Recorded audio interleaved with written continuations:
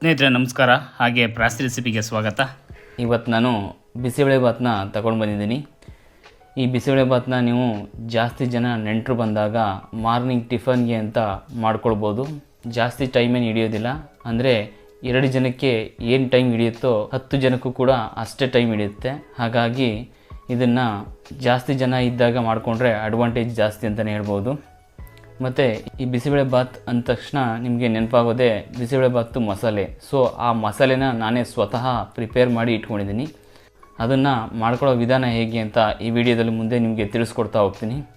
ಹಾಗಾದರೆ ಸ್ನೇಹಿತರೆ, ಈ ಬಿಸಿಬೇಳೆ ಭಾತನ್ನ ಮಾಡೋ ವಿಧಾನ ಹೇಗೆ ಅಂತ ನೋಡ್ಕೊಂಡು ಬರೋಣ. ಮೊದಲಿಗೆ ಅಕ್ಕಿ, ಬೇಳೆ ಮತ್ತು ತರಕಾರಿನ ಬೇಯಿಸ್ಕೋಬೇಕಾಗತ್ತೆ. ಹಾಗಾಗಿ ನಾನಿಲ್ಲಿ ಒಂದು ಬೌಲ್ಗೆ ಒಂದು 3/4 ಕಪ್ಪಷ್ಟು ಅಕ್ಕಿ ಮತ್ತು 3/4 ಕಪ್ಪಷ್ಟು ತೊಗರಿಬೇಳೆನ ತಗೊಂಡಿದ್ದೀನಿ. ಇಲ್ಲಿ ಅಕ್ಕಿ ಮತ್ತು ತೊಗರಿಬೇಳೆನ ಸೇಮ್ ರೇಷಿಯೋದಲ್ಲಿ ತಗೋಬೇಕು. ಅಂದರೆ ಅಕ್ಕಿ ಏನು ತಗೊಂಡಿರ್ತೀವಿ ಅಷ್ಟೇ ತೊಗರಿಬೇಳೆನೂ ಕೂಡ ತಗೊಳ್ಬೇಕಾಗುತ್ತೆ. ಸೊ ನಾನಿಲ್ಲಿ 3/4 ಕಪ್ ಅಕ್ಕಿ ಮತ್ತು 3/4 ಕಪ್ ತೊಗರಿಬೇಳೆನ ತಗೊಂಡು ಸ್ವಲ್ಪ ನೀರು ಹಾಕಿ ತೊಳ್ಕೊಂಡಿದ್ದೀನಿ. ಇದನ್ನು ನಾವು ಕುಕ್ಕರ್ಗೆ ಹಾಕೋಣ. ಮತ್ತು ಇದ್ರ ಜೊತೆ ತರಕಾರಿನ ಸೇರಿಸ್ಕೊಳ್ಬೇಕಾಗುತ್ತೆ. ನಾವಿಲ್ಲಿ 2 ಕ್ಯಾರೆಟು ಮತ್ತು 10ರಿಂದ 12 ಬೀನ್ಸು ಮತ್ತು ನವಿಲುಕೋಸು ಅಥವಾ ಗೆಡ್ಡೆಕೋಸು ಅಂತ ಹೇಳ್ತೀವಿ. ಇದನ್ನು ಉದ್ದಕ್ಕೆ ಸಣ್ಣದಾಗಿ ಕಟ್ ಮಾಡಿ ಇಟ್ಕೊಂಡಿದ್ದೀನಿ. ಇದ್ರ ಜೊತೆ ಕ್ಯಾಪ್ಸಿಕಮ್ ಮತ್ತು ಈರುಳ್ಳಿನೂ ಕೂಡ ಕಟ್ ಮಾಡಿ ಇಟ್ಕೊಂಡಿದ್ದೀನಿ. ಆದರೆ ಕ್ಯಾಪ್ಸಿಕಮ್ ಮತ್ತು ಈರುಳ್ಳಿನ ನಾವು ಕೊನೆಯಲ್ಲಿ ಒಗ್ಗರಣೆಗೆ ಹಾಕೋಬೇಕು, ಇವಾಗಲೇ ಹಾಕೋಂಗಿಲ್ಲ. ಸೊ ನಾವೀಗ ಹಾಕ್ಕೊಳ್ಬೇಕಾಗಿರೋದು 2 ಕ್ಯಾರೆಟು ಮತ್ತು 10ರಿಂದ 12 ಬೀನ್ಸು ಮತ್ತು 1 ನವಿಲುಕೋಸು ಅಥವಾ ಗೆಡ್ಡೆಕೋಸು ಅಂತ ಹೇಳ್ತೀವಿ. ಇಷ್ಟನ್ನು ಕೂಡ ಸಣ್ಣದಾಗಿ ಉದ್ದಕ್ಕೆ ಕಟ್ ಮಾಡಿ ಕುಕ್ಕರ್ಗೆ ಹಾಕ್ಕೊಳ್ತಾ ಇದ್ದೀನಿ. ಮತ್ತು ಇದ್ರ ಜೊತೆ 1:6 ರೇಷಿಯೋದಲ್ಲಿ ನೀರನ್ನು ಸೇರಿಸ್ಕೊಳ್ಬೇಕಾಗುತ್ತೆ. ಅಂದರೆ 1 ಕಪ್ ಅಕ್ಕಿಗೆ ಅಥವಾ 1 ಕಪ್ ಬೇಳೆಗೆ 6 ಕಪ್ಪಷ್ಟು ನೀರನ್ನು ಸೇರಿಸ್ಕೊಳ್ಬೇಕಾಗುತ್ತೆ. ಸೊ ನಾವಿಲ್ಲಿ 3/4 ಕಪ್ ಅಕ್ಕಿ ಅಥವಾ 3/4 ಕಪ್ಪು ತೊಗರಿ ಬೇಳೆನ ಹಾಕ್ಕೊಂಡಿದ್ದೀವಿ. ಸೊ ಹಾಗಾಗಿ ಅದರ 6ರಷ್ಟು ಅಂದರೆ 4.25 ಕಪ್ಪಷ್ಟು ನೀರನ್ನು ಸೇರಿಸ್ಕೊಳ್ತಾ ಇದ್ದೀನಿ. ಇದನ್ನು ಸೇರಿಸ್ಕೊಂಡು 1 ಟೇಬಲ್ ಸ್ಪೂನಷ್ಟು ಎಣ್ಣೆ ಮತ್ತು ಒಂದು ಅರ್ಧ ಟೇಬಲ್ ಸ್ಪೂನಷ್ಟು ಅರಿಶಿಣ ಪುಡಿ ಇವಿಷ್ಟನ್ನು ಹಾಕ್ಕೊಂಡು ಕುಕ್ಕರ್ದು ಕ್ಯಾಪ್ ಹಾಕಿ 3 ವಿಸಿಲ್ ಕೂಗಿಸ್ಕೊಳ್ಳೋಕ್ಕೆ ಸ್ಟವ್ ಮೇಲೆ ಇಟ್ಕೊಳ್ಳೋಣ. ಮತ್ತು 15ರಿಂದ 20 ಗ್ರಾಮ್ ಅಷ್ಟು ಹುಣಸೆಹಣ್ಣನ್ನು ನೀರಲ್ಲಿ ನೆನೆ ಹಾಕಿ ಇಟ್ಕೊಳ್ತಾ ಇದ್ದೀನಿ. ಇದು ಕೊನೆಯಲ್ಲಿ ಹುಣಸೆಹಣ್ಣಿನ ರಸನ ಸೇರಿಸ್ಕೊಳ್ಳೋದಕ್ಕೆ ಬೇಕಾಗುತ್ತೆ. ಸೊ ಒಂದು ಪ್ರೋಸೆಸ್ ಮುಗಿದಿದೆ. ನೆಕ್ಸ್ಟ್ ನಾವು ಈ ಬಿಸಿಬೇಳೆ ಭಾತ್ಗೆ ಮಸಾಲೆನ ರೆಡಿ ಮಾಡ್ಕೋಬೇಕು. ಮೊದಲಿಗೆ ನಾನಿಲ್ಲಿ ಒಂದು ಪಾತ್ರೆ ತಗೊಂಡು ಅದಕ್ಕೆ 1 ಟೇಬಲ್ ಸ್ಪೂನಷ್ಟು ಎಣ್ಣೆ ಹಾಕ್ಕೊಳ್ತಾ ಇದ್ದೀನಿ.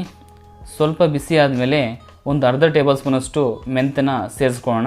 ಈ ಮೆಂತ್ಯ ರುಚಿಗೆ ಅಂತ. ಮತ್ತು ಒಂದು 2 ಟೇಬಲ್ ಸ್ಪೂನಷ್ಟು ಉದ್ದು, ಹಾಗೆ 2 ಟೇಬಲ್ ಸ್ಪೂನಷ್ಟು ಕಡಲೆಬೇಳೆನ ಸೇರಿಸ್ಕೊಳ್ಳೋಣ. ಈ ಉದ್ದು ಮತ್ತು ಕಡಲೆಬೇಳೆ ಸೇರಿಸೋದ್ರಿಂದ ಬಿಸಿಬೇಳೆ ಭಾತು ತಿಕ್ನೆಸ್ ಚೆನ್ನಾಗಿರುತ್ತೆ. ಹಾಗೆಯೇ ಒಂದು 8ರಿಂದ 10 ಮೆಣಸು ಮತ್ತು 1.5 ಇಂಚಷ್ಟು ಚಕ್ಕೆ, ಹಾಗೆ 3 ಲವಂಗ ಮತ್ತು 2 ಏಲಕ್ಕಿ, ಹಾಗೆಯೇ 1 ಟೇಬಲ್ ಸ್ಪೂನಷ್ಟು ಜೀರಿಗೆ ಇವಿಷ್ಟನ್ನು ಸೇರಿಸ್ಕೊಂಡು ಆದಮೇಲೆ ಚೆನ್ನಾಗಿ ಫ್ರೈ ಮಾಡ್ಕೊಳ್ಳೋಣ.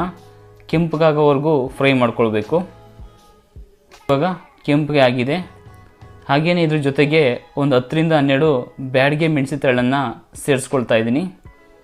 ಮತ್ತು ಒಂದು 2 ಟೇಬಲ್ ಸ್ಪೂನಷ್ಟು ಕೊತ್ತಂಬರಿನ ಹಾಕ್ಕೊಳ್ತಾ ಇದ್ದೀನಿ. ಹಾಗೆಯೇ ಒಂದು 10ರಿಂದ 12 ಕರಿಬೇವಿನ ಎಲೆನ ಸೇರಿಸ್ಕೊಳ್ಳೋಣ. ಇವಿಷ್ಟನ್ನು ಹಾಕ್ಕೊಂಡು ಮತ್ತೆ ಫ್ರೈ ಮಾಡ್ಕೊಳ್ಳೋಣ. ಒಂದು 5ರಿಂದ 6 ನಿಮಿಷ ಫ್ರೈ ಮಾಡ್ಕೊಳ್ಳೋಣ ಸಾಕು. ಬ್ಯಾಡಗೆ ಮೆಣಸಿಕಾಯಿ ಮತ್ತು ಕೊತ್ತಂಬರಿ ಮತ್ತು ಕರಿಬೇವಿನ ಸೊಪ್ಪನ್ನು ಕೊನೆಯಲ್ಲೇ ಹಾಕ್ಕೊಂಡಿದ್ದೀನಿ. ಇದನ್ನು ಮೊದಲೇನಾದ್ರು ಹಾಕ್ಕೊಂಡ್ರೆ ಏನಾಗುತ್ತೆ ಅಂದರೆ ಸೀದೋಗ್ಬಿಡುತ್ತೆ. ಸೊ ಹಾಗಾಗಿ ಕೊನೆಯಲ್ಲಿ ಹಾಕ್ಕೊಳ್ಬೇಕಾಗುತ್ತೆ. ಇವಾಗ 5ರಿಂದ 6 ನಿಮಿಷ ಆಗಿದೆ. ಸೊ ಲಾಸ್ಟಲ್ಲಿ ನಾನು ಒಂದು 3 ಟೇಬಲ್ ಸ್ಪೂನಷ್ಟು ಕೊಬ್ಬರಿನ ಸೇರಿಸ್ಕೊಳ್ತಾ ಇದ್ದೀನಿ. ಈ ಕೊಬ್ಬರಿನ ಸೇರಿಸ್ಕೊಂಡ ತಕ್ಷಣ ನಾವು ಸ್ಟವ್ನ ಆಫ್ ಮಾಡ್ಕೊಳ್ಬೇಕು. ಜಾಸ್ತಿ ಹುರಿದ್ರೆ ಏನಾಗುತ್ತೆ ಅಂದರೆ ಸೀದೋಗ್ಬಿಡುತ್ತೆ. ಹಾಗಾಗಿ ಜಸ್ಟು ಹಾಕಿ ಹೊರಗಡೆ ತಗೊಳ್ಳೋಣ. ಇದನ್ನು ನಾವು ಸ್ವಲ್ಪ ಹೊತ್ತು ಬಿಟ್ಟು, ಅಂದರೆ ಒಂದು 10 ಮಿನಿಟ್ಸ್ ಬಿಡೋಣ. ಬಿಟ್ಟು ಇದನ್ನು ನಾವು ಮಿಕ್ಸರ್ ಜಾರ್ಗೆ ಹಾಕಿ ರುಬ್ಕೋಬೇಕು. ನೋಡಿ, ಈ ಥರ ನುಣ್ಣಗೆ ರುಬ್ಕೋಬೇಕು. ನಿಮಗೆ ನುಣ್ಣಗೆ ರುಬ್ಬಿದಷ್ಟು ಟೇಸ್ಟ್ ಚೆನ್ನಾಗಿರುತ್ತೆ. ಸೊ ನೋಡಿ, ಈ ಥರ ನುಣ್ಣಗೆ ರುಬ್ಕೊಳ್ಳೋಣ. ಇವಾಗ ಮಸಾಲೆ ಅಂದರೆ ಬಿಸಿಬೇಳೆ ಭಾತು ಮಸಾಲೆ ರೆಡಿಯಾಗಿದೆ. ಮತ್ತು ಇನ್ನೊಂದು ಕಡೆ ಅಕ್ಕಿ, ತೊಗರಿಬೇಳೆ ಹಾಗೆ ತರಕಾರಿನ ಕುಕ್ಕರ್ಗೆ ಹಾಕಿ 3 ವಿಸಿಲ್ನ ಕೂಗ್ಸೋಕೆ ಇಟ್ಕೊಂಡಿದ್ದೆ. ಅದು ಕೂಡ ರೆಡಿಯಾಗಿದೆ. ಇವಾಗ ನಾವು ಒಗ್ಗರಣೆ ಹಾಕ್ಕೊಳ್ಬೇಕು.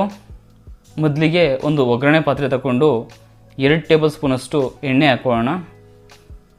ಸ್ವಲ್ಪ ಬಿಸಿ ಆದಮೇಲೆ 1 ಟೇಬಲ್ ಸ್ಪೂನಷ್ಟು ಸಾಸಿವೆ ಹಾಗೆ 1 ಟೇಬಲ್ ಸ್ಪೂನಷ್ಟು ಜೀರಿಗೆನ ಸೇರಿಸ್ಕೊಳ್ಳೋಣ. ಸ್ವಲ್ಪ ಸಿಡಿದ ಮೇಲೆ ಇವೆರಡೂ ನಾವು ಮೊದಲೇ ಕಟ್ ಮಾಡಿ ಇಟ್ಕೊಂಡಿರುವಂತಹ 1 ಕ್ಯಾಪ್ಸಿಕಮ್ ಮತ್ತು 1 ಈರುಳ್ಳಿನ ಸೇರಿಸ್ಕೊಳ್ತಾ ಇದ್ದೀನಿ. ಹಾಗೆಯೇ ಒಂದು 10ರಿಂದ 15 ಕರಿಬೇವಿನ ಎಲೆ ಇವಿಷ್ಟನ್ನು ಸೇರಿಸ್ಕೊಂಡು ಸ್ವಲ್ಪ ಹೊತ್ತು ಫ್ರೈ ಮಾಡ್ಕೊಳ್ಳೋಣ. ಸ್ವಲ್ಪ ಹೊತ್ತು ಫ್ರೈ ಮಾಡಾದಮೇಲೆ ಒಂದು 10ರಿಂದ 15 ಗೋಡಂಬಿನ ಹಾಕ್ಕೊಳ್ತಾ ಇದ್ದೀನಿ. ಈ ಗೋಡಂಬಿನ ಮೊದಲೇ ಹಾಕ್ಕೊಂಡ್ರೆ ಏನಾಗುತ್ತೆ ಅಂದರೆ ಜಾಸ್ತಿ ಬೆಂದೋಗ್ಬಿಡುತ್ತೆ. ಸೊ ಹಾಗಾಗಿ ಕೊನೆಯಲ್ಲಿ ಹಾಕೋಣ. ಒಂದು 3 ಮಿನಿಟ್ಸ್ನ ಫ್ರೈ ಮಾಡ್ಕೊಳ್ಳೋಣ. ನೋಡಿ, ಇವಾಗ 3 ಮಿನಿಟ್ಸ್ ಆಗಿದೆ. ನಾವು ಮೊದಲೇ ನೆನೆ ಹಾಕಿಟ್ಟಿರುವಂತಹ ಹುಣಸೆಹಣ್ಣಿನ ರಸನ ಸೇರಿಸ್ಕೊಳ್ತಾ ಇದ್ದೀನಿ. ಹಾಗೆಯೇ ನಾವು ಎಷ್ಟು ಹುಣಸೆಹಣ್ಣು ತಗೊಂಡಿನೋ ಅದೇ ಗಾತ್ರದಲ್ಲಿ, ಅಂದರೆ ಒಂದು 15ರಿಂದ 20 ಗ್ರಾಮಷ್ಟು ಬೆಲ್ಲನೂ ಕೂಡ ಹಾಕ್ಕೊಳ್ತಾ ಇದ್ದೀನಿ. ಇವಿಷ್ಟನ್ನು ಹಾಕ್ಕೊಂಡಾದಮೇಲೆ ಒಂದು 2 ಮಿನಿಟ್ಸ್ ಫ್ರೈ ಮಾಡಿಕೊಂಡು ಒಂದು 3/4 ಟೇಬಲ್ ಸ್ಪೂನಷ್ಟು ಉಪ್ಪನ್ನು ಸೇರಿಸ್ಕೊಳ್ತಾ ಇದ್ದೀನಿ. ಹಾಗೆಯೇ ಮೊದಲು ರೆಡಿ ಮಾಡಿ ಇಟ್ಕೊಂಡಿರುವಂತಹ ಬಿಸಿಬೇಳೆಭಾತ್ ಮಸಾಲೆನ ಒಂದು 3 ಟೇಬಲ್ ಸ್ಪೂನಷ್ಟು ಸೇರಿಸ್ಕೊಳ್ತಾ ಇದ್ದೀನಿ. ಸೇರಿಸ್ಕೊಂಡು ಚೆನ್ನಾಗಿ ಫ್ರೈ ಮಾಡ್ಕೊಳ್ಳೋಣ. ಈ ಮಸಾಲೆನ ನೀವು ಒಗ್ಗರಣೆಗಾದರೂ ಹಾಕೋಬೋದು ಅಥವಾ ಕೊನೆಯಲ್ಲಾದರೂ ಸೇರಿಸ್ಕೋಬೋದು. ನೋಡಿ, ಇವಾಗ ಒಗ್ಗರಣೆ ಆಗಿದೆ. ಇದೆಲ್ಲ ಆದಮೇಲೆ ನಾವು ಮೊದಲೇ ಕುಕ್ಕರ್ಲಿ ಬೇಯಿಸಿಟ್ಕೊಂಡಿರುವಂತಹ ಅಕ್ಕಿ, ಬೇಳೆ ಮತ್ತು ತರಕಾರಿನ ಇಲ್ಲಿ ಸೇರಿಸ್ಕೊಳ್ತಾ ಇದ್ದೀನಿ. ಇದನ್ನು ಸೇರಿಸ್ಕೊಂಡು ಆದಮೇಲೆ ನಮಗೆ ನೀರು ಕಡಿಮೆ ಇರುತ್ತೆ. ಸೊ ಮತ್ತೆ ನಾವು ಇಲ್ಲಿ ನೀರು ಹಾಕಿ ಸ್ವಲ್ಪ ಕನ್ಸಿಸ್ಟೆನ್ಸಿನ ಜಾಸ್ತಿ ಮಾಡ್ಕೊಳ್ಬೇಕಾಗುತ್ತೆ. ನೋಡಿ, ಇವಾಗ ಸ್ವಲ್ಪ ನೀರನ್ನ ಆ್ಯಡ್ ಮಾಡಿ ಜಾಸ್ತಿ ಮಾಡ್ಕೊಳ್ತಾ ಇದ್ದೀನಿ. ಅಂದರೆ ಬಿಸಿಬೇಳೆಭಾತು ಯಾವ ಕನ್ಸಿಸ್ಟೆನ್ಸಿಲಿ ಇರುತ್ತೆ ಆ ಕನ್ಸಿಸ್ಟೆನ್ಸಿಗೆ ನೀರು ಹಾಕಿ ರೆಡಿ ಮಾಡ್ಕೊಳ್ಬೇಕಾಗುತ್ತೆ. ಸೊ ನೀವು ಮೊದಲೇ 1:6 ರೇಷಿಯೋದಲ್ಲಿ ಆಲ್ರೆಡಿ ನೀರು ಹಾಕ್ಕೊಂಡಿದ್ದೀವಿ, ಅದನ್ನು ಸಾಲ್ತಾ ಇಲ್ಲ, ಇನ್ನೂ ಕೂಡ ನೀರನ್ನ ಸೇರಿಸ್ಕೊಳ್ಬೇಕಾಗತ್ತೆ. ಇದನ್ನು ಸೇರಿಸ್ಕೊಂಡು ಆದಮೇಲೆ ನಿಮಗೆ ಮಸಾಲೆ ಕಡಿಮೆ ಅನಿಸಿದ್ರೆ ಇನ್ನೊಂದು ಸ್ವಲ್ಪ ಮಸಾಲೆನ ಸೇರಿಸ್ಕೊಳ್ಬೇಕಾಗುತ್ತೆ. ನೋಡಿ, ಇಲ್ಲಿ ನನಗೆ ಮಸಾಲೆ ಸ್ವಲ್ಪ ಕಡಿಮೆ ಅನ್ನಿಸ್ತು. ಸೊ ಹಾಗಾಗಿ ಇಲ್ಲೂ ಕೂಡ ಮಸಾಲೆನ ನೀವು ಆ್ಯಡ್ ಮಾಡ್ಕೊಳ್ಬೋದು. ಇದನ್ನೆಲ್ಲ ಹಾಕ್ಕೊಂಡಾದ್ಮೇಲೆ ಚೆನ್ನಾಗಿ ಕೈ ಎಡ್ಕೊಳ್ಳೋಣ. ಚೆನ್ನಾಗಿ ಕೈ ಎಡ್ಕೊಂಡು ಆಗಿದೆ. ಇವಾಗ ಒಂದು 2 ಕುದಿನ ಬರ್ಸ್ಕೊಳ್ಳೋಣ. ಆಲ್ರೆಡಿ ಬೆಂದಿದೆ ಇದು ಕುಕ್ಕರ್ಲೇನೆ. ಸೊ 1 ಅಥವಾ 2 ಕುದಿನ ಬರ್ಸ್ಕೊಳ್ಳೋಣ. ನೋಡಿ, ಇವಾಗ ಕುದಿ ಬಂದಿದೆ.